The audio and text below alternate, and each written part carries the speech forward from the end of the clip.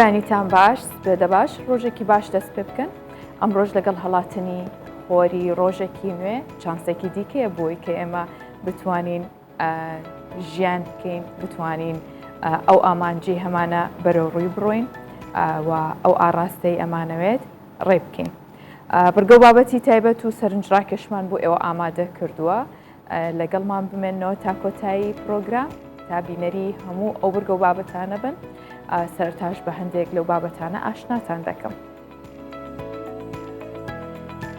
لەگەڵ هاتنی شەپۆلی یەکەمی بەفربارین لە چیاکانی کوردستان شاخەوانان و شەیدایانی بەفر ڕویان کردوتە شاخەکان. لەگەڵمان بن باسی چۆنێتی شاخڕەویتان بۆ دەکەین لە وەرزی بەفربارین.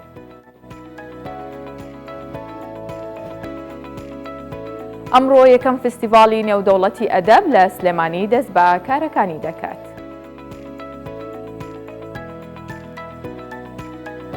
لە تورکیا بەخێوکردنی سەگ و پشیلە بووەتە نەریت. لە پرۆگرامی ئەمڕۆماندا باسی مامەڵەی خەڵکی دەکەین لەگەڵ ئاژەڵە ماڵیەکان لە تورکیا.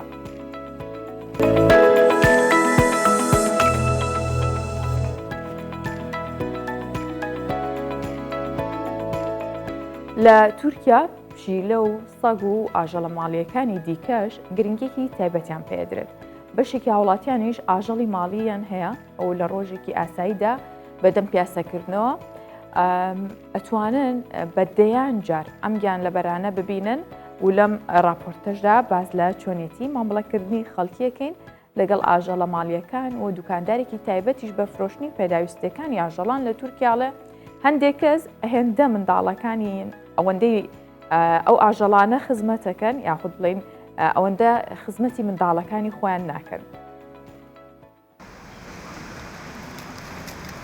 لە تورکیا بەشێکی زۆری خەڵک گرنگی بە بەخێوکردنی ئاژەڵەکان دەدەن بە جۆرێک خێزانەکان پشیلە و سەگ لە ماڵەوە بەخێو دەکەن و گرنگێکی تایبەتیان پێدەدەن و خواردن و جلوبەرگی تایبەتیشیان بۆ دەکڕن. دوکاندارێکی تایبەت بە فرۆشتنی پێداویستیەکانی ئاژەڵە ماڵیەکان ماوەی 20 ساڵە ئەم کارە دەکات و دەڵێ بەشێکی خەڵک هێندەی منداڵەکانیان گرنگی بە ئاژەڵەکان دەدەن. Türkiye'de hayvanları şu an İnsanlar evlatlarından ayırt etmiyor. Li Tirkiye gel êdî ajalan ji zarokên xwe cudatir nabînin. Weke ku ajal zarokê wanin eleqeyke zêde nîşanî wan didin. Çawa ku bi zarokên xwe re dem derbas dikin û pêdiviyên wan dabîn dikin, heman eleqeyê jî nîşanê ajalên xwe didin.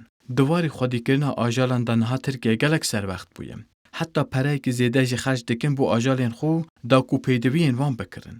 Her çi qas niha berhemên xwedîkirina ajalan biha bibin jî kesên xwedî ajal ji xwarina xwe dibirin bû ajalên xwe tişt dikirin. وڵاتەکەمان بەبێ سەگ و پشیلە ڕۆحی تێدا نییە. ئەمە دروشمی هاوڵاتیانی تورکیایە. ئەوان ڕاهاتوون بە بوونی سەگ و پشیلە لەسەر شەقام و کۆڵان و ناو کافە و ماڵەکانیاندا. مەروە قوتابی زانکۆیە و لە کافەیەک دانیشتبوو سەرنجی ڕاکێشام کاتێک پشیلەیەک بوو بە میوانی سەر مێزەکەی. ئەو خۆشەویستی تەواوی خۆی دەربڕی بۆ میوانە nاوەختەکەی. دەڵێ خۆشەویستی ئێمە بۆ ئەو گیان لە بەرانە وەک خۆشەویستی دایکە بۆ منداڵەکەی. Biz tabii yurtta yaşadığımız için hayvanları evimize alma gibi bir... Ajalên li kolan û di qafeyan de em dibînin wek zarokên me ne. Ji ber wê çendê jî hezkirina me ji bo hemîyan jî heye û ya ku ji destê me tê em wan xwedî dikin. Dema ku em li kolan û taxan rastî pisîk û seyekê tên, roja me coş û xweş dibe. Helbet ne tenê pisîk û sek, kêfa min ji hemû ajalan tê û lazim e ku em hemû ajalan biparêzin û xwedî bikin. تۆمبلیش پشیلە خرپنەکەی ئەستانبول یەکێک بوو لەو پشیلانەی کە لە دوای مردنی لەسەر داوای دانیشتوانی گەڕەکی کادیکۆی پەیکەرێکی بۆ دروستکرا. تۆمبلی بەهۆی قەڵەویەکەیەوە شێوازی دانیشتنەکەی جیاوازی کردبوو. هەر بۆیە سەرنجی هاوڵاتیانی بەلای خۆیدا ڕادەکێشا. لە دوای مردنی بە کۆکردنەوەی واژۆ داوایان لە شارەوانی کرد پەیکەرێکی بۆ دروست بکات. با گوێرەی ئامارەکانی کۆمەڵەی ئاژەڵدۆستان لە تورکیا نزیکەی 30 ملیۆن سەگ و پشیلە لە تەواوی تورکیادا هەیە. لە زۆربەی شوێنەکاندا نەخۆشخانەی تایبەتیان هەیە و هەر کەسێک سەگیان پشیلەیەکی سەرشەقام هەڵبگرێتەوە دوای 3 جار ڤاکسینەکردنی دەتوانێت ناسنامەی بۆ وەربگرێت. ئەفسانە شاه محەممەدی، کوردستان 24 ئانکارا. کاتێک وەرزی سەرما دەست پێکا بە تایبەت کە بەفرەبارە لە شاخەکان جگەلەوەی کە ئەو کەسانەی کە شاخەوانن یاخود حەزیان بە شاخەوانی و سروشت و ژینگە هەیە کەسانی دیکەژە بێتە خولیان و پێیان خۆشە کە گەشتێک بەناو شاخەکاندا بکەن یاخود گەشتێک لەناو ئەو بەفرەدا بکەن. وەکو لە سەرەتای بەرنامەکەشەوە ماژەم پێکرد کە ئەمڕۆ باسیوەتان بۆکەین شاخەوانی و شاخڕەوی لە وەرزی سەرما و بەفربارین لەگەڵیدا پاراستنی ژینگەش چەندێک گرنگە. میوانداری بەڕێز بەهجەت ڕەفعەت کە سەرپەرشتیاری گروپی شاخەوانی ناودارانە کردومانەوە لە ستۆدیۆ لەگەڵمانە. بەخێر هاتی کاک بەهجەت. سلام باش پڕ ئێنەرژی ئاخواتان الحەمدولله زۆر بەخێر بن. کاک بەهجەت پێمان بڵێ شاخەوانی یاخود سەرەتا باسێکی گروپەکەی خۆتانمان بۆ بکەن جا دواتر ئینە سەر گشتی باسی شاخەوانی بکەین. سەرەتا بە ناوی خوا ئێمە گروپی شاخەوانی ناوداران گروپێکین کەوا لە ساڵی 2010 بە فەرمی مۆڵەتمان لە فیدراسیۆنی شاخەوانی کوردستان وەرگرتووە بە پێی یاسا و ڕێنمایەکانی فیدراسیۆن گەشتەکانمان ئەنجام دەدەین. باشە سەرکەوتوو بن بە هیوای بەرداوامیتان. کاک بەهجەت شاخەوانی لە وەرزەکاندا چ گۆڕانکاریکی بەسەرای خۆت ئێوە چۆن خۆتان ئامادە کردو بۆی لە وەرزی سەرمادا سەختترە بێ شاخەکان چی بکەن گروپەکەتان چۆن کۆ ئەکەنەوە باسی هەموو ئەوانەمان بۆ بکە ئایا چەند کەسن محەدەدە یاخود ئاسایی هەر کەسێک بێوێ بێتە ناو گروپەکەتانەوە؟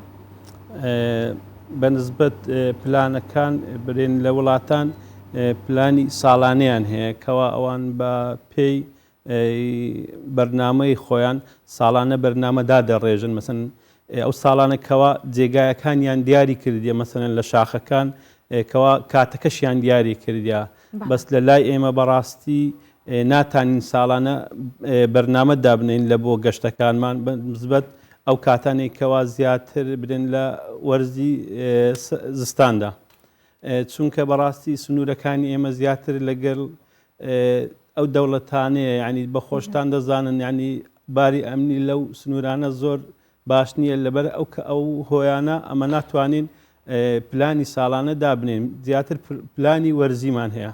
بەڵێ ئێستا چەند کەسن گروپەکەتان؟ ئێستا گروپەکەمان نزیکی 35 ئەندام دەبن بە ئەوەی بە فعلی برێن بە ئەوەی برێن دوو جۆرە ئەندامان هەیە ئەندامی کاتیمان هەیە ئەندامی هەمیشەییمان هەیە ئەندامی هەمیشەی ئەو ئەندامان کەوا بەردەوام لە گەشتەکان لەگەڵمانن ئەندامی برێن ئەوەی کاتیش هەیە جاروێ ینی لە دوو گەشت لەگەرمان دێن ینی نایەن ئەوەیە.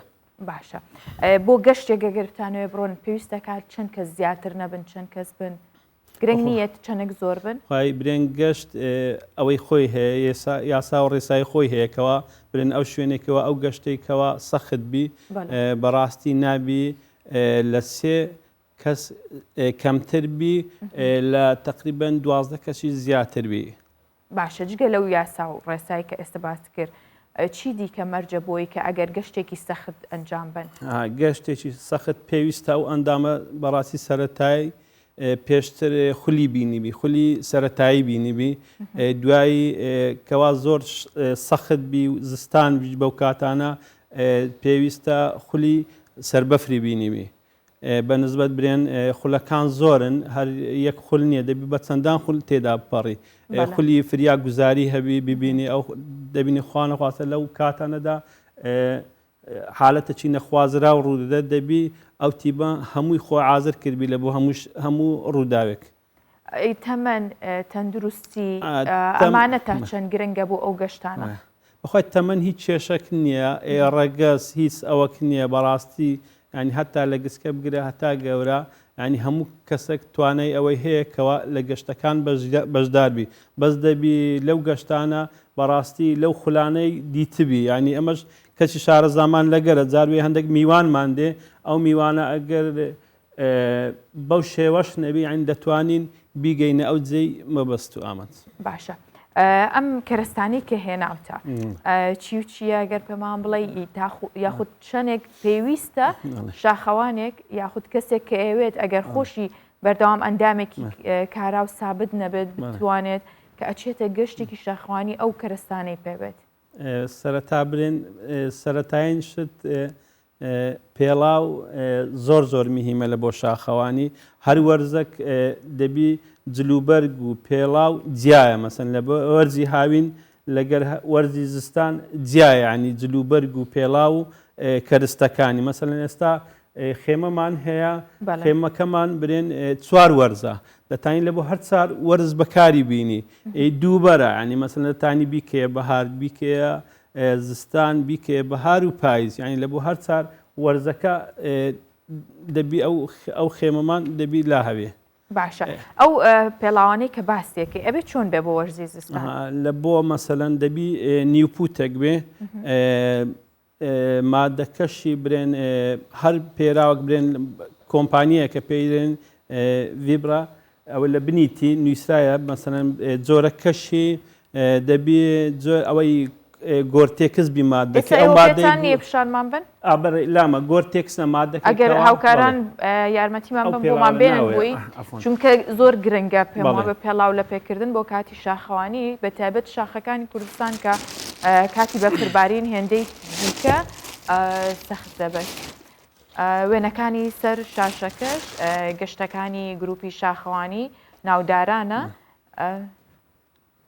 کە هەندێک لە ئەندامانی کوردستان چواریش لەگەڵتان زۆر بەردەوام لەگەرمان بڵێ باشە ئەبێ لەو جۆرە بێت زۆری وێبرانبی مادەکەشی گۆرتێکس مادەیەکەکەەوە هەم لە پێڵاو هەم لە جلوبەرێک هەیە بڵێن باو باران لێ ناگەڕێ بێتە ژوورەوە بەس هەڵم و هەوای گەرم و ئارەقە فڕەداتە دەرەوە ینی ئەو جۆرەیەکەوە لە بۆ ئەوەکان بەکاردێ برێن هەر لە بۆ جلوبەرجیش مادەی پۆلەر هەیە ئەو مادەکەوە مادەیەکە ئەگەر ئارەقەش بکە گەرمیشت دەداتە جەستەت زوو شک دەبێتەوە نایڵ یعنیکەوە ئارەقەکەی پێوە بمینێتەوە ئەزیەتت بدەکەوە کاتی مەسەنە زۆر مەسن دەبین لە ناکاو دەڕۆی لە هەم لە بەڕۆیش نەکە بەخۆی هی وشک دەبێتەوە بەڵێ چی دیکە زۆر پێویستە وڵی پێویستەکان برێن پێڵاو ئەوە وتمان سەرچی ترین شتە پێڵاو برێن دەبی شاخەوان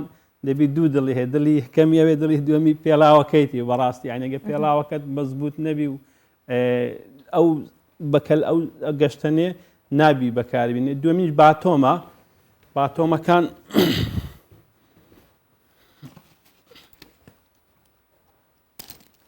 ئەمایان بۆ ئەوە گۆچانی شاخەوانی بەڵێ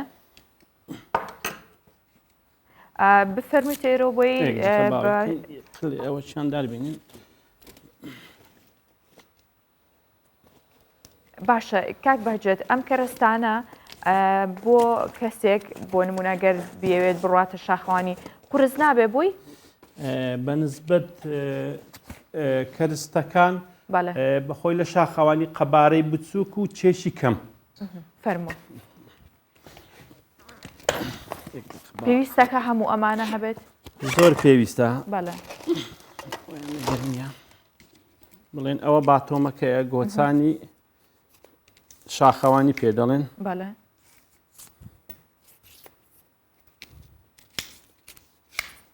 چ چیایەکی زۆر سەختمان هەیە لێرە کە گەشتەکانی ئاسان نەبێت ئێوە بچن بۆی چیای هەڵگورت هەیەکەوە بەرزەکەی 3600 متر لەسەر ئاستی دەریا بەرزە ینی کاتەکان برێن جاروەیە هەتا لە هاوینیش بەفری تێدا دەمینێت بەنسبەت گەشتەکان گەشتمان کرێت لە 2010 لە مانجی دوو بوو برێن فیدراسیۆن گەشتێکی لە بۆ چیای هەڵگورت ئەنجامدا لە 2010 بەڕاستی گەشتەکە زۆر سەخت بوو نزیکەی لە چوون و هاتن هەر بەفر دەباری و دوایش نزیکەی 200 مترێکمان مابوو بگەینە ئامانجی سەرلووتکەی هەڵگورت ئەو کاتی برێن زریان هات نەمانتوانی لەبەر باری سەلامەتی ئەندامانمان گەڕاینەوە باشە ئەمە گۆچانی شاخەوانی ئەوە گۆچانی پێویستەکە هەموو کەس ئەوەی پێبێت بەڕاستی گۆچان زۆر زەرورە گۆچان کە لە شاخ بەسەر دەکەوی لە نزیکی 18 هەتا 120 قورسایی لەسەر ئەژنۆ و پشتت نایەلی لە هاتنە خوارەوەش نزیکی زیاتر ئەو قورسایە لەسەر ئەژنۆ و چۆکەکانت نایەلی لەسەر پشتت ئەوە بۆ کاتی سەرکەوتن ئەبێ قیاسەکەی چونکە من بینیم قیاسی لەسەرە و بۆ هاتنە خوارەوە چۆنە لە کاتی سەرکەوتن ئەبێ زاویەی 90 بێ ئاوا ئەنی ئەوە بەڵێ. زاوی نوێت بی بەس لە هاتنە خوارەوە برێن لێژایی ئەوە دەبی بەرزتری کەەوە بەڵێ. زۆر باشە. چی دیکە هەیە کە وەکو زانیاری بەو کەسانی بیت ئەگەر بیانەوێت شاخەوانی بکەن و یاخود پێشۆی خولێکیان بینی بێ بەڵام لە وەرزێکی ئاوا لەو جۆرەیانوێت بچنە سەر شاخ. چاویلکە زۆر زەرورە بەڵێ. لە کاتەکان برێن هەم ئەوەی دژە خۆر هەیە ئەم دژە با و بارانیش هەیە مەسەن کەوا لە خۆت دەدەی خاستن لە دژە خۆر ئەو کرێمەیە کەوا لە خۆت دەدەیکەوە نایڵی ئەو پێستت بسووتێنی چونکە کاتی مەسەن ئێستا لە هەڵگورد ڕۆژ زۆر نزیک دەبیتەوە ئەو کاتانە دەبی دژە خۆر بەکاربیێنی ینی لە هەم ڕۆکی باشی هەیە هەم ڕۆژیش عین دەسووتێنی. بەڵێ باشە بێگومان مەترسیەکانی شاخەوانی لە بیر ناکرێت یاخود زۆرجار ڕووداوێک تووشی کەسەکانە بێ فریاگوزاری سەرەتایی چییە کە ئێوە پێشتر پێیان بڵێن یاخود پێویستە کا بیزانن؟ ئەمە پێش گەشتەکان ڕەچاوی کەش و هەوا دەکەین مەسەن پێش بچین مەسەن زانیاریەک وەردەگرین لە کەش و هەوا بزانین ئەو هەفتەی کەش و هەوا ئەوەکەی چۆنە لەبارە لە بۆ گەشت یان نا ینی ئەگەر لە باربی ئەو کاتی گەشت دەکەین و بە کەمترین برێن زیان و ئەوە بگەینە ئەو گەشتە ئەنجام بدەین. باشە ئەگەر ئاژەڵێک یاخود مێروویەک شتێک بەهۆیەوە بڵێن کەسەکە تووشی ڕووداوە بوو پێوەیدا ئێوە چیەکەن یان بۆ نمونای ئەو کەسە بەهۆیەوەی کە زۆر سەخت بۆ بوراوەتەوە ئەمە لەم کاتانایەوە چۆن یارمەتیێن چۆن ینی ئەو کەلوپەرلانەی کە فریاگوزارین ئێوە بەردەوامە بە پێتان بە یاخود ئەندامێک پێی بێ دوام پێی بێ بەسییان ئەبێ هەموو کەس پێی بێت بەخۆی دەبی هەر هەمومان ئەوەی جانتای فریاگوزاریمان هەبی لە هەموو هەر یەکە و ئەوەی خۆی بەس گروپ جانتای خۆی فریاگوزاری هەیە ئەو شتانێکەوە پێویستە لەگەر خۆی دەینی خوانە خۆ دەگە بۆ عالەتێکی نەخوازرا و ڕوو بدا تا سەری ئەو کێشەیە بکات. هەبووە کەسێکتان لەگەڵ بۆ تووشی ڕووداوێکی بورانەوە بوو بێ بەهۆی هیلاکی و سەختی ڕێگەکەەوە؟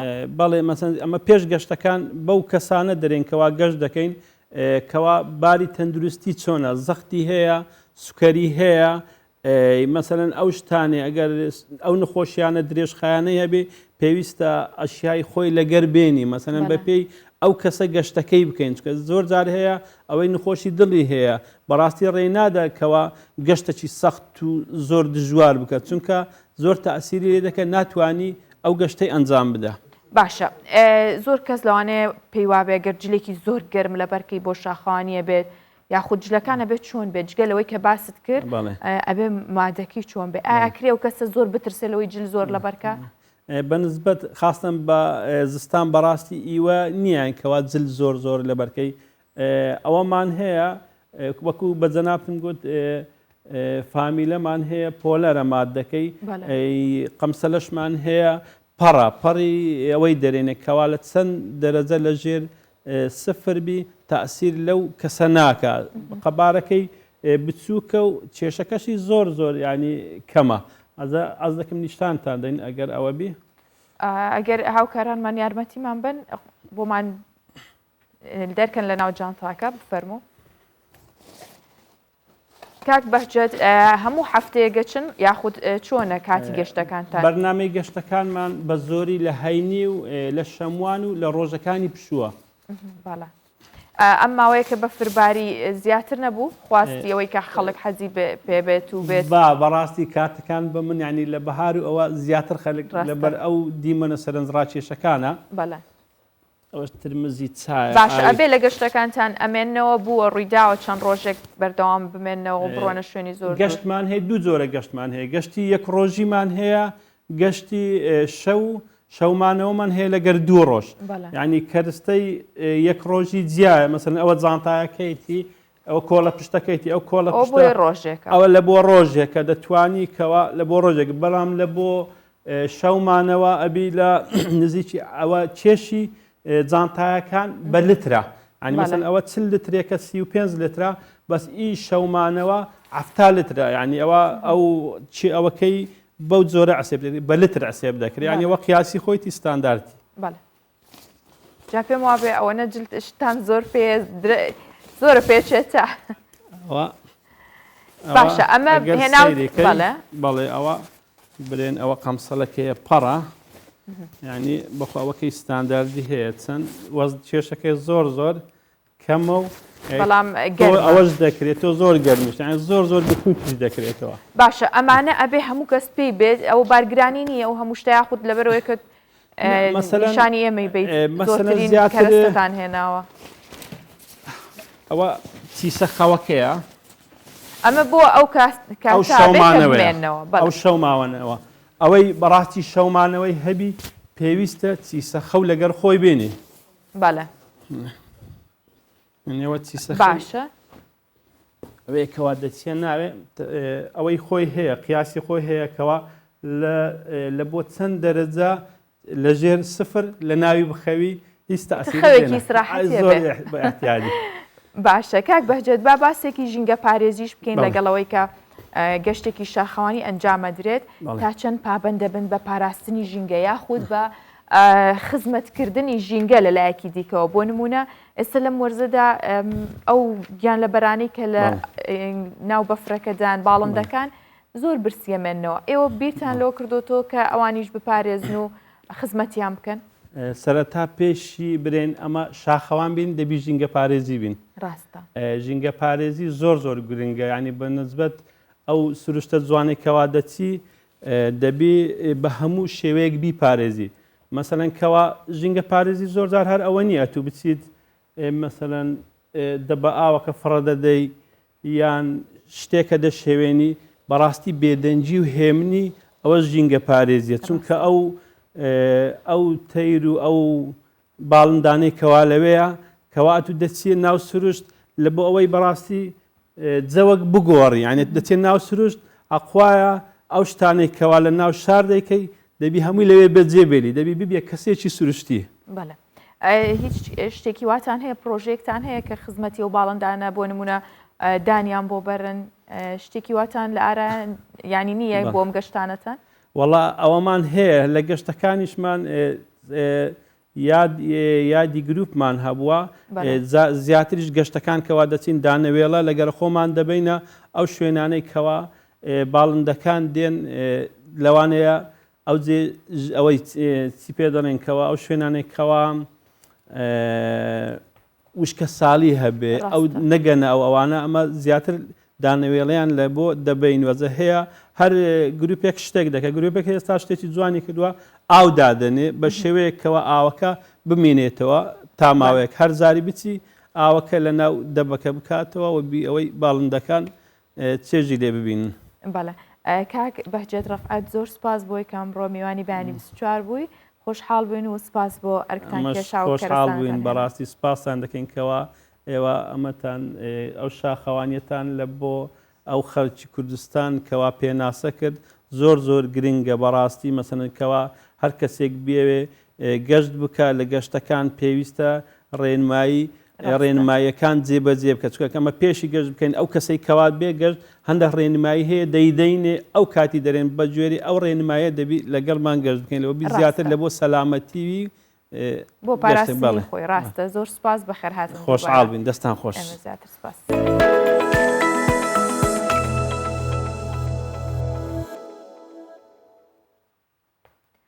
لە ماوەی چەند ساڵی ڕابردوو ئاستی بەرهەمهێنانی بەرهەمی ناوخۆی لەلایەن کچان و کوڕان هێرمی کوردستانیشەوە ڕووی لە زیاد بوون کردووە زۆر سەرقاڵیەوەن کە گرنگی زیاتر بە بەرهەمی ناوخۆ بن و ئێستش لەگەڵ نزیکبوونەوەی سەری ساڵی نوێ کارنەڤاڵێک بۆ نمایشکردنی بەرهەمە دەستیەکان لە شاری سلێمانی و بازارێک بۆ بەشێک لە بەرهەمە دەستیەکانی گەنجان کراوەتەوە کە وەکو دەرفەتێکە بۆ ساختکردنەوەی ئەو بەرهەمە دەستیانیان تا بتوانن گرنگی زیاتریش بە بەرهەمی خۆماڵی بدەن و بابەیەکەوە بیبینین.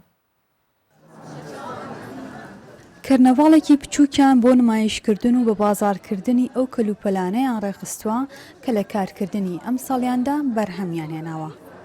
هاتنی ساڵی نوێشیان کردووە تا دەرفەتێک بۆ خستنە ڕوو بە بازارکردنی بەرهەمەکانیان. پێشوازیکردنی هاوڵاتیانیش لە بەرهەمان ناوخۆیەکان زیاتر هاندەر بووە تاکو و گەنجان بی لەداهێنان بکەنەوە.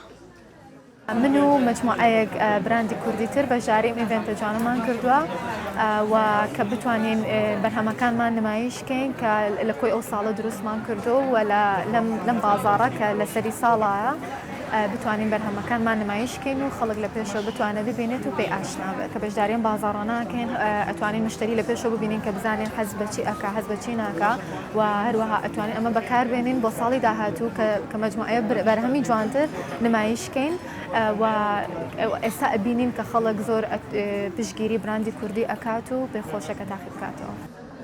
زیاتر لە 20 براندی ناوخۆین کە لەلایەن کچان و کوڕانی سلەیمانی بەرهەمێنراوە. زۆرێک لە بەرهەمەکانیشیان کاری چنین و ڕستن و بەرهەمی جوانکاری خانمانن.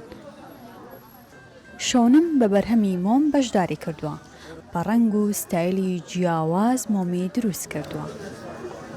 تقریبان ساڵێک ئەبێت کە دەستم کردووە بە میشا سەرەتا بەس مۆمم دروست ئەکرد دوای حەزم کرد کە بەرهەمەکانی کەش بۆن منە تۆ کە مۆم دروست ئەەکەی جەمۆمەکەشی لەگەڵ بێت ینی شوێن مۆم و بە شێوەی تاقم بۆ هەدیە بۆ هەر شتێک کە بەکاریە هێنی و حەزیشم لا ینی حەز و خولایەکم بۆ ئیشی دەست هەبوو زیاتر بۆیە ئەمەش یعنی خۆشترە کە تۆ ئیشێکی سەر بەخۆی خۆتت هەیە و پێویستت بەوە نیە ینی دەوامی بکەی شتێک بکەی هەر شتێک و هەر زیاتریش ینی وەکوی کە کاری دەستیە زۆر زۆر پێم خۆش بوو کە بەشداری بکەم و ینی پەرە بە ئیشەکەم بم. ئەوەی جوانیکی زیاتری بە کەرنەڤاڵەکە بەخشیوە تابلۆکانی هونەرمەند ناشادە کە لەگەڵ بەرهەمە ناخۆیەکانی گەنجان تابلۆکانی نمایش دەکا و لە هەمان کاتدا سەرقاڵی وێنەکێشانە. پێشەنگاکەش هاوکارە بۆ فرۆشتنی تابلۆکانی. دالیا کەمال کوردستان 24 سلێمانی.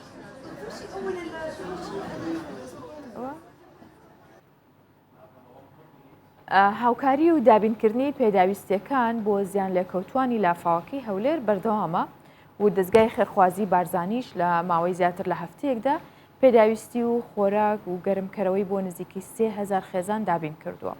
جگەلەوەی بە بەردەوامیش خواردنی گەرمیان بۆ دابین کراوە. سەرۆکی دەستگای خێرخوازی بارزانی ئاشکرای دەکات ئەم قۆناغی کۆتایی هاوکاریە سەرەتاکەیانە و قۆناغی قەرەبوو دەست پێ دەکات. ئەمەی کردویانە هێشتا سەرەتایە و دواتریش قۆناغی قەرەبووکردنەوە دەست پێ دەکات بۆ کەسانی کە بەهۆی لافاوەکەوە زیانیان بەرکەوتووە. هاوکارەکانی دەستگای خێرخوازی بارزانیە بەدەیان بار هەڵگری کەلوپەل و خواردن و پێداویستی ناوماڵ بۆ زیان لێکەوتوان دەستی پێکرد. هەڵمەتێکی فراوانە و هاوکارەکان لە 7 گەڕێکی هەولێر دابەش دەکرێت. سەرۆکی دەستگای خێرخوازی بارزانی ئاشکرای دەکات ئەوان قۆناغی کۆتایی هاوکاریە سەرەتایەکانە و قۆناغی هاوکاری و قەرەبووی زیان لێکەوتوان دەست پێ دەکات.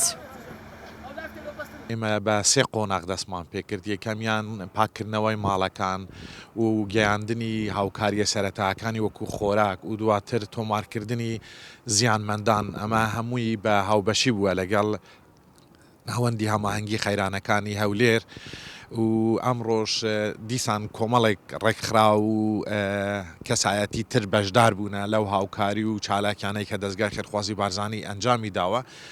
ئەمڕۆ یەکێک لە گرنگترین چالاکیەکان بەڕێوە دەچێت وەکو هاوکاریە سەرەتایەکان کۆتایی پێدێت و ئیتر دەچینە قۆناغی بابەتی قەرەبوو ئەو هاوکاریە مادیانەی کە کۆکرایتەوە بەسەر ئەو خەڵکەدا دابەش دەکرێت بەڵام ئەم ڕۆژیان هەر هاوکاریەکانی سەرەتایینە. هاوکارەکانی دەستگای خێرخوازی بارزانی کە پێکاتون لە وەتانی و دۆشک و بالیف و سەلاجە و زۆپا و موشێت و 50 کیلۆ خۆراک و 100 لیتر نەوتی سپی بە هەر خێزانێکی زیان لێکەوتوو دەدرێت. سەرپەرشتیارانی هەڵمەتەکە ئاشکرای دەکەن لەم هەڵمەتەدا هاوکاری 1200 ماڵی تر دەکرێت. ئەوانەی هاوکاری دەکرێن ئەو کەسانن کە زەرمەندن بە لافاوەکەی بۆ هەر ماڵێک موکێتێکی دادنی موکێتە سەلاجەیە 7 بالیفە 5 دۆشەکە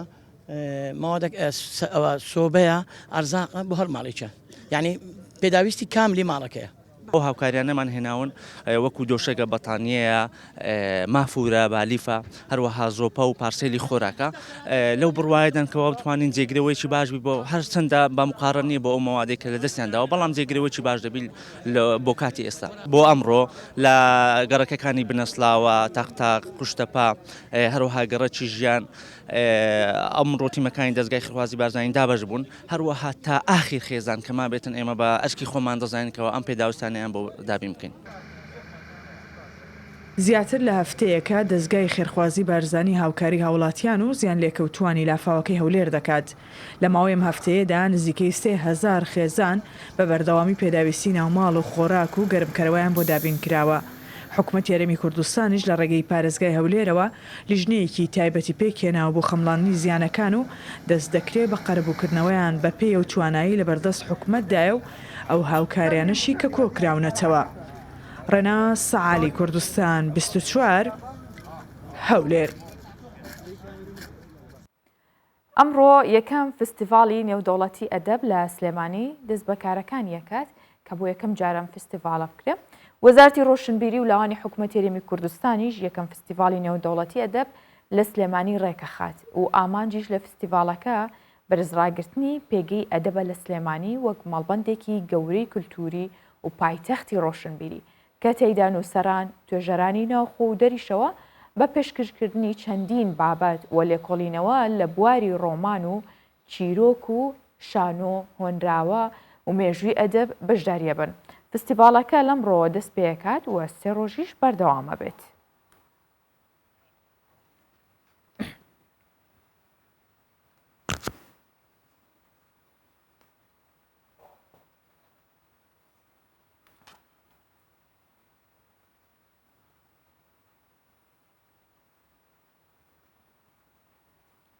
بۆ زانیاری زیاتر لەسەر فستیڤاڵی ئەدەب لە سلێمانی بەڕێز ئەیوب کوێخا ڕۆستەم کە سەرپەرشتیاری یەکەمی فستیڤاڵەکەیە بە شوێکی ڕاستەوخۆ لە ستۆدیۆی سلێمانیەوە لەگەڵمان دەبێت. ئەم کاتت باش بەیانی باش کاک ئەیوب سلااوت لێ بێ ڕۆژێکی باش بۆیەوە.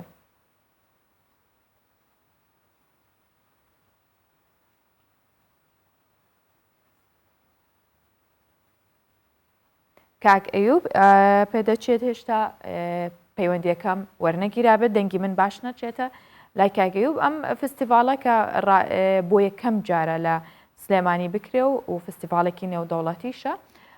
ئەگەر هاوکارانم ئاگدارمان کردم زانین ئێستا میوانەکە کەمێکتر ئامادە بێت بەڵام باسێکەوەتان بۆ بکەم کە بابەتێکی دیکە دوایەوەی کە ئەچمۆ لای میوانەکەم بابەتتان بۆ باسەکەم.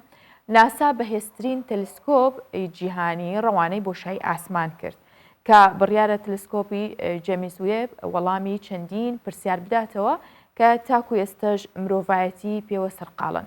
لە هەمویان گرنگترەوەیە کە ئایا لە دەرەوەی زەوی شوێنێکی دیکەی ژیانکردن هەیە نا. تەلسکۆپەکە لە شوێنێک جێگیرە بێ و یەکێ یاخود بڵین کە 1,500,000 کیلۆمەتر لەسەر زەویەوە دوورە.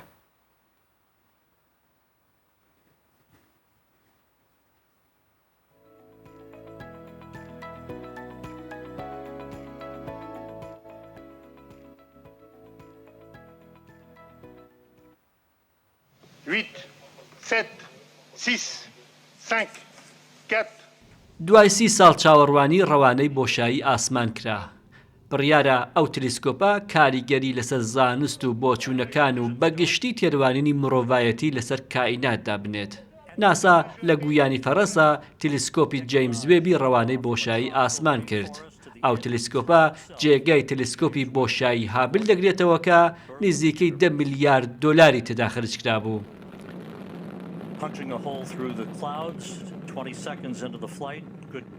ناسا وازی لەو هەموو پارەیە هێنا بۆ ئەوەی لە ڕێگای تەلسکۆپی جەیمز وێب وەڵامی چەندین پرسیار وەربگرێتەوە.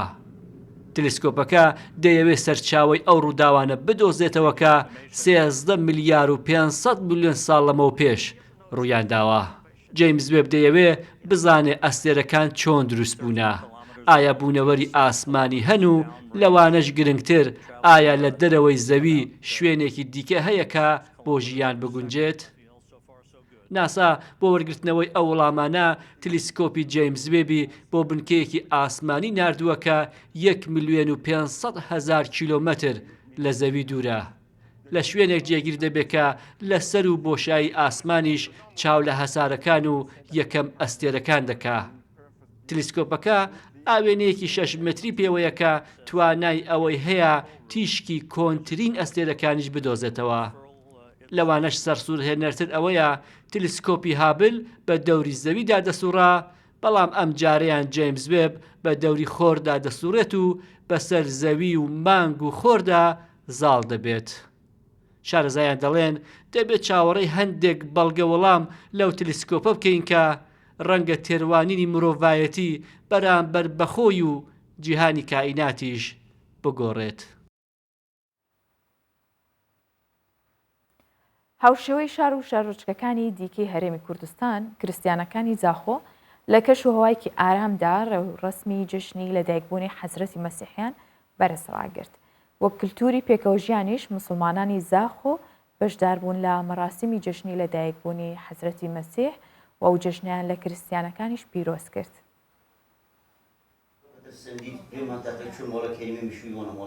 خێزانێکە مەسیحی و پڕی دیوانەوان مسلمان ئامرازێک کۆمڤەکردنێژی براتی و پێکڤێژیانە دناوبەرە ئۆلان نمونەیەکە ji sedan nمونەیên pêkvejiyana Olan li Herêma Kurdistanê. Ev rêwresmên cejna ji dayîkbûna Hezretê Mesîhîn li Zaxo ku di keş û hewayekê aram û seqamgîr da bi rêve diçin.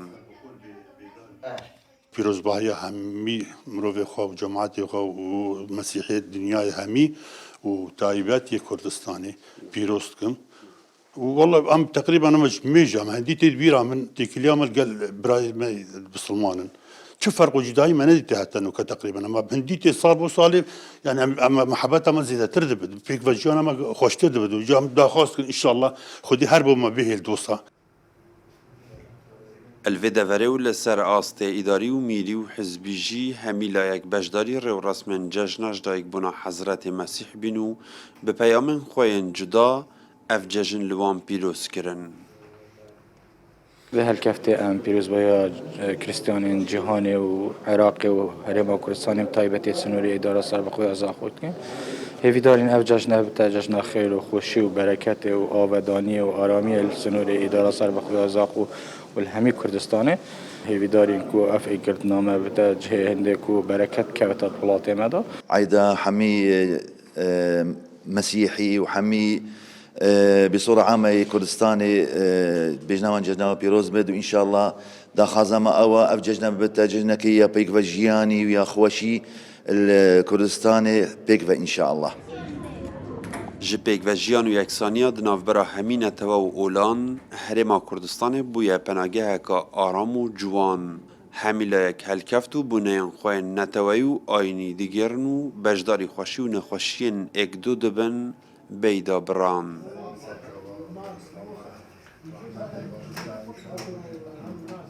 İslam Yusuf Kurdistan 24 Zaxo. ئێستا دەگەڕێمەوە سلێمانی میوانەکەمان ئامادەیە بەڕێز ئەیوب خاڕۆستەم کە سەرپەرشتیاری یەکەمی فستیڤاڵی ئەدەبە لە سلێمانی. ئەم کاتت باش کاک ئەیوب ڕۆژێکی باش بۆ تۆ. هەموو کاتێکت باش زۆر سپاس بۆ ئەم بەسەرکردنەوەیە. زۆر سپاس. کاک ئەیوب پێمان بڵێ فستیڤاڵی ئەدەب لە سلێمانی کە بۆ یەکەم جارە میکانزمی کارکردنی چۆنە و بە چ شێوازێک ئایا میوانەکان لەکوێوە هاتوون ئامانجیشتان چییە لە فستیڤاڵەکە؟ بەر لەوەی قسە لەسەرەوە بابەتانە بکەم هەمووان نزانین کە ئەدەب هەوڵدانی مرۆڤە بۆ خەڵقاندنی ئەو جیهانەی کە تایە خەونەکانی بە واقعی پڕشنگدار دەبینێ. ئەدەب ساباتێکە لە ساییدا مرۆڤەکان بە هەست بە ئاسوودەیی و چێژی ڕۆحی ئەکەن و هەوڵدانی مرۆڤە بۆ خەڵقاندنی هەموو جوانیەکان. لەبەر ئەوە ئەدەب بەردەوام بەشداری کاریگەری کردووە لە گەشەکردنی ژیانی کۆمەڵایەتی خۆشی گەشەی کردووە چەندین ڕێبازی ڕووگەی بەخۆوە بینیوە ئەدەب لەلایەکەوە چێژ لەلایەکەوە معرفە بە مرۆڤەکان ئەبەخشێ شەتەکیان نەدا بە بەها ئینسانیە جوانەکانەوە. شاری سلێمانیش یەکێکە لەو شارانەی کە ئەتوانم بڵێم لەناو دڵی هەموو ملەتی کووردا زیندووە. ئەم شارە دارای کۆمەڵێک خەسڵەتی تایبەتە لە ڕووی فەرهەنگی بە شێوەیەکی گشتی، لە ڕووی کۆمەڵایەتی، لە ڕووی خەباتی نەتەوەی و نیشتمانی هەرەوەش وای کردووە چەندین نازناو وەک کاڵا بە باڵای ئەم شارەدا ببڕێت. هەر بۆ نمونە پایتەختی میرایەتی بابانی پێوترێ، شاری شێخی نەمێر، شاری هەڵمەت و قوربانی، پایتەختی ڕۆشنبیری، شاری داهێنەری هونەری، شارە حیاتەکە و هەتا دوایی. ئەمەش وای کردووە لەو گەنجینە مەعرفیەوە کە شارەکە بەرهەمی هێناوە کۆمەڵی خەڵک لەسەرەوەی هەمویانەوە گروپی کەشکۆڵ لە زانکۆی ئەمریکی و پارێزگای سلێمانی بە تایبەت خودی پارێزگار و بەڕێوەبەراتی گشتی ڕۆشنبیری هونەر و دامەزراوەکانی تری وەزارەتی ڕۆشنبیری کۆمەڵێک بەڵگە و دۆکۆمنت پێشکەش بکەن بە یۆنسکۆ.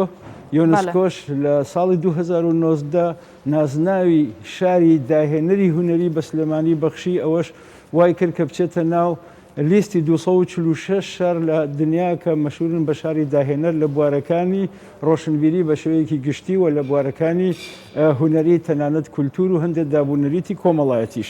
دیارە ئەمە ضروری کرد یا حتمەتی کرد لەسەر دامەزراوەکانی وەزارەتی ڕۆشنبیری کە چالاکی گەورە ئەنجام بدرێت. فستیڤاڵی ئەدەب خۆی ئەبووە لە ساڵی 2020 لە یەکەم یادی ڕۆژی بەخشینی ئەو نازناوە بە سلێمانی ئەنجام بدرایە، بەڵام پەتای کۆرۆنا خۆتان نەزان وەک مۆتەکە لەسەر سنگی هەمووان چۆکی دادابوو و هەروەها قەیرانی دارایی وایان کرد کە کارەکە بکەوێتە ئەمڕۆ. ئێتەبا زۆر درێژەی نەدێنێ. دیارە بۆ ئەم فستیڤاڵە کە سێ ڕۆژ دەخایەنێ 5 پانێل یاخود بڵێن 5 کۆڕی گشتی لە خۆت دەگرێ. ئەمانە یەکیان تایبەتە بە لە کۆڵینەوەی گشتی بەڕاستی و هەموو هەر یەکێ لەو کۆڕانەش ناوی دیداری لێنراوە بە ناوی یەکێک لە زاتەکانەوە بەڕاستی کە ڕۆڵیان هەبووە. بۆ نمونە وەکو محەممەد موکری، وەکو معرف خەزنەدار، دیداری معرف خەزنەدار، دیداری محەممەد موکری و هەروەها دیداری عومەر عەلی ئەمین. ئەمانە هەر یەکێکیان بۆ یەکێ لە بوارەکانە. هەر دیدارێکیش چەند بابەتێک لە خۆت دەگرێت کە لەلایەن خەڵکی پسپۆر و شارەزا پێشکەشەکرێن. میوانەکان کە بان کراون هەم وەکو میوان هەم وەکوانەی بابەت پێشکەشەکەن جۆرە سنگیەک ڕاگیراوە لە نێوان توخمی نێری و مێ، لە نێوان نەوەی نوێ و نەوەی پێشوو، هەروەها لە نێوان شارەکانی کوردستان لە هەر 4 پارچەکەدا و کۆمەڵێ ئیتر شتی تریش ڕەچاو کراوە لە ناو و دەرەوە. ئێمە میوانمانەیە لە فەڕەنسا، لە هۆڵندا، لە سوید، لە نرویژ، لە باکووری کوردستان بڵین لە تورکیا بەگشتی و هەروەها لە خۆر هەڵاتی کوردستان لە ئێران. کاک ئەیوب ئەگەر پرسیار بکەم ئەمەوێ بزانم لەو دیدارانەدا خودە و پانەڵانی کە باستان کرد لە نێوان سلێمانی و ئەو شارانەی دیکە کە باسیەوەتان کرد میوان لەوەی هاتووە تا چە نەتوانن گرنگی بەوە بدەن کە ئەدەب و کللتوری سلێمانی بەوان بگەێنن و ئایا ئەوان شارەزان لەناو ئەدەبیاتی سلێمانی و لەناو ئەو هەموو فەرهەنگ و کللتور و ڕۆشنبیریەکە لە سلێمانی هەیە یان ئێوەتانێت لەو ڕێگەیەوە پەیوەندیەک دروست بکەن؟ ئێمە مەبەستمان تەنیا دەرخستنی پایە ئەدەبی سلێمانی نییە، بەڵێ فستیڤالەکە بە ناوی یەکەم فستیڤاڵی ئەدەبی نێودەوڵەتیە لە سلێمانی. ئێمە مەبەستمان بایەخدانە گرنگیدانە بە پێشینەی ئەدەبی کوردی، بە ئێستای ئەدەبی کوردی و لە هەموو بوارەکان لێکۆڵینەوە ئامادەکرا و پێشکەش دەکرێت. ئەوە نییە شتەکان تایبەت بن بە بابەتی سلێمانیانە یا سلێمانی چێتی وەکو ئەوترێ نەخێر. ئێمە زیاتر مەبەستمان ئەدەبی کوردیە، چونکە لای ئێمە هەموو شارەکان پیرۆزن، هەموو شارەکان گەورن، هەمووی هەر کوردستانە. ئێمە هەر لە بنگول و دەرسیمەوە بیگرە هەتا دەگاتە منتەقەی لای ئەسەد ئاباد. ئێمە خۆمان بە دانیشتوو بە خەڵکی یەکێک لەو شارانە ئەزانین. لەبەر ئێمە ئەگەر وا بیر بکەینەوە ناوچەگەری و تیرەگەری و ئەوە معناوی هیچمان نەکرد، ئەمە وەکو کورد بیرەکەینەوە. بەڵێ کاک ئەیوب ئایا گرنگی یاخود با بڵێن چه گرنگیەکێ بێت یاخود چه هەنگاوێک زیاد دەکات لەسەر ئەدەب و کللتوری کوردی؟ بەڵێ دیارە هەموو چالاکیەک بۆ خۆی دەتوانێت ئیشی باش بکە. ئەم چالاکیش بیری لێکراوەتەوە هەم ناساندنی پێشینەی ئەدەبی کوردی کە لە لای هەندێ بەڕێز نەناسراوە لە لای ئەتوانم بڵێم خەڵکێکی زۆر نەناسراوە ئێمە مێژووی ئەدەبی کوردی ئێسا هەندێک جار قسەی لێ کرێت تەنانەت لای خەڵکی پسپۆریشەوە ئەبەسترێ بە مێژوویەکی زۆر نوێەوە بەڵام مێژووی ئەدەبی کوردی لە ناوەڕاستی سەدەی دووەمی کۆچیەوە دەست پێەکە. عزیزم من گوێم لێ بووە کەوتراوە میسال شعری کوردی لە ناو توخمی ژنان لە مەستورەی ئەردەڵانیەوە دەست پێکە ئێمە 1995 ساڵ بەر لە مەزدورەی ئەردەڵانی ژنمانەیە کە شاعیر بووە هاوکات هونەرمەند و تەمبورژەنیش بووە لەبەرەوە ئەمە لایەنێکە لە لایەنەکان تیش خستنە سەر پێشینەی دەوڵەمەندی ئەدەبی کوردی و لەگەڵ گونجاندنی لەگەڵ ئیمڕۆ لەگەڵ ئەو نەوەی کە تازە پێگا هەوڵی جوانی هەیە هەوڵی باشی هەیە لە ناو ئەدەبی کوردیە. ئەم فستیڤالانە دەتوانێت خزمەت بکات دەتوانێت زیاتر ئێمە هەم خۆمان وەکو ملەتی کورد خۆمان بناسین سامانە ئەدەبیەکەمان بناسین هەم بە خەڵکی تری بناسیێنی. بەڵێ کاگەیوب ئەمێ ئەوەم لای تۆ یاخود بەپی ئەو باگراوەندی ئێوە هەتانە ئەو ئەدەبەی کوردیە دەوڵەمەندەی لە ڕابردوو هەبووە ئێستا پەرەی پێدراوە ئێستا هەیە یاخود هەر ئەوەیە و ئەتوانین لەسەری بەردەوام بینیان هیچ شتێکی بۆ زیاکراوە؟ وەڵی خستنە سەر لە هەموو قۆناغەکە هەیە بەڵام ئێمە وەکو پێویست ئەوەمان نناسیوە ئێمە ملەتێکین بەڕاستی زۆر بێمنەتین زۆر بێ ئەمەکین بە بەرامبەر ئەو پێشینە فەرهەنگی و معریفەی هەمانە هەر لەوە کە کوردستان پارچە پارچەکراو بە دابەشکراو بووە زۆرێک نەوع شتێکیان لا دروست بووە کە کورد لەوانەیە خاوەنی شتێک نەبێ شانازی پێوە بکرێ ئەمە پێچەوانەیە ئەمە وەکو نەتەوەکانی دەوروبەر وەکو ئەو نەتەوانەی کە دەست بوو سەردەستی ئێمە بوون داگیرکاری کوردستان بوون سامانمانەیە سامانی معریفیمانەیە بەڵام خۆمان لەوە کە هەمیشە ئێمە کۆتر بوون ئەوان ڕاوچی بوون ئێمە کۆیلە بوون ئەوان خاوەنی کۆیلە بوون جۆرە حەزێ بۆ بەخۆداشکانەوە دروست بووە ئەم حەزا بێ کۆتایی پێ بهێنرێ ئەبێ خوێندنەوەی نوێ بۆ ئەو سامانە ئەدەبیاتە بکرێت کە هەمانە ئەبێ گومانی لێ نەکەین ئەبێ ئێستا سەردەمی زانست و تەکنۆلۆژیای تێکزێڵن هی 500 ساڵ لەمەوە پێشە بەس بە کاغەزەکەی ئەزانی مختبەر ئەتوانێت بزانێ ئەمە هی 500 ساڵ یا ئەمە شتێکی دروست کراوە لەبەرەوە ئەبێ هەوڵی هەمەلایەنەی جددی بدرێ بۆ ناساندنی سامانی نەتەوەی ئێمە و هەوڵی بدرێ بۆ خستنە سەر ئەو سامانە ئەمە دوو ئاکارە ینی یەکێکیان ناساندنی ئەوە دۆمیان خوێندنەوەی ژیرانە و خستنە سەری سامانەکەیە بڵێ. بەڵێ کاک ئەیوب کوێخا ڕۆستەم سەرپەرشتیاری یەکەمی فستیڤاڵی ئەدەب سوپاس بۆی کەم ڕۆمیێوانی بەیانی 24 بووی سوپاس بۆ زانیاریەکانتان بە هیوای فستیڤاڵێکی سەرکەوتوو و بەردەوام. سپاس بۆ ئێوەش زۆر کارێکی باشتان کرد بەڵێ. سپاس. بە کۆتایی هاتنم بە گفتوگۆکەم لەگەڵ بەڕێز ئەیوب لە فستیڤاڵی نێودەوڵەتی سلێمانیەوە تایبەت بوو بە ئەدەب کۆتایی هێنم با بڕگە و بابەتەکانی ئەمڕۆی بەیانی 24 تەواوی ڕۆژەکەتان لە خۆشییا بمێنن ماڵاوە.